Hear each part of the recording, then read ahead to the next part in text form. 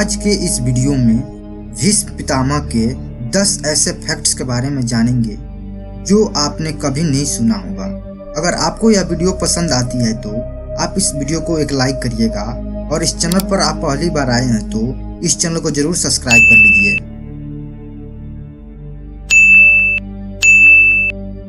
तो facts number 1, क्या आपको पता है जब महाभारत में कौरवों द्वारा द्रौपदी का चीरहरण हो रहा था तब वहां भीष्म पितामह सरसैया पर लेटे हुए थे और वे अपनी आंखों से ये सभी देख रहे थे, फिर भी उन्होंने क्यों नहीं कुछ किया।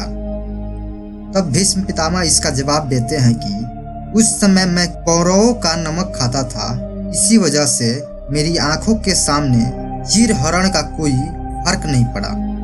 फैक्ट नंबर 2, क्या आपको मालूम है कि भीष्म पितामह ने अपनी शादी क्यों नहीं की और वे अपना पूरा जीवन ब्रह्मचर्य में बिताया?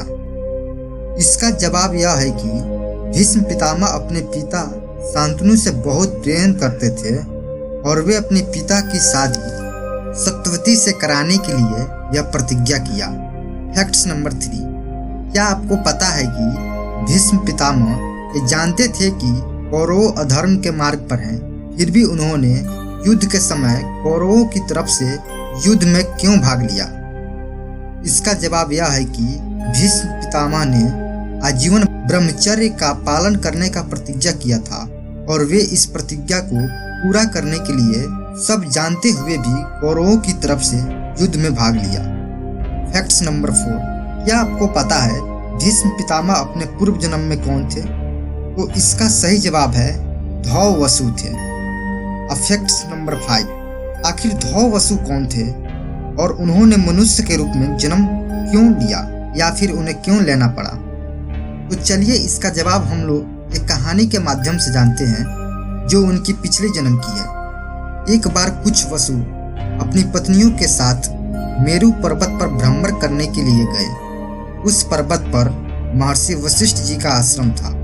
उस समय महर्षि वशिष्ठ जी अपने आश्रम में नहीं थे, लेकिन उनकी प्रिय गाय कामधेनु और उसकी बछड़ी नंदिनी गाय बंधी थी। उस गाय को देखकर धौ नाम के एक वसु की पत्नी उस गाय को लेने की जिद कर दी।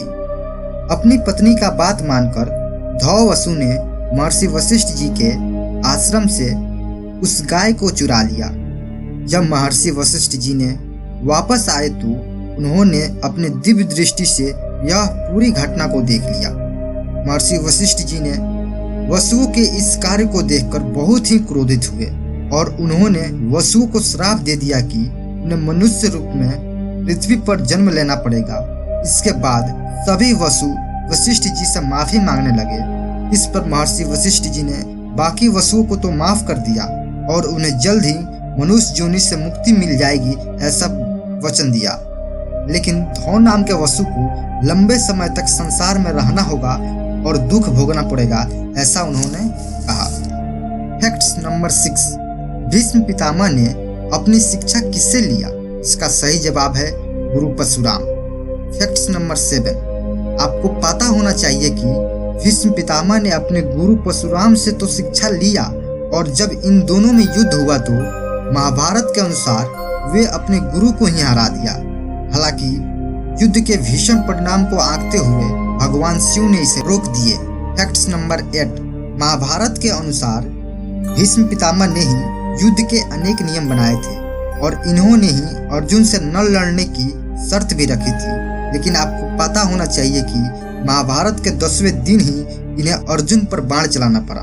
फैक्ट नंबर 9, आपको पता होना चाहिए कि अर्जुन ने शिखंडी को सामने रखकर अपने बाणों से इनके शरीर में छेद कर डाला। फैक्ट्स नंबर 10, क्या आपको पता है भीष्म को भीष्म पितामह क्यों कहा जाता है? इसका सही जवाब होगा कि भीष्म पितामह अपने प्रतिज्ञा और त्याग के कारण इनको भीष्म पितामह कहा जाने लगा।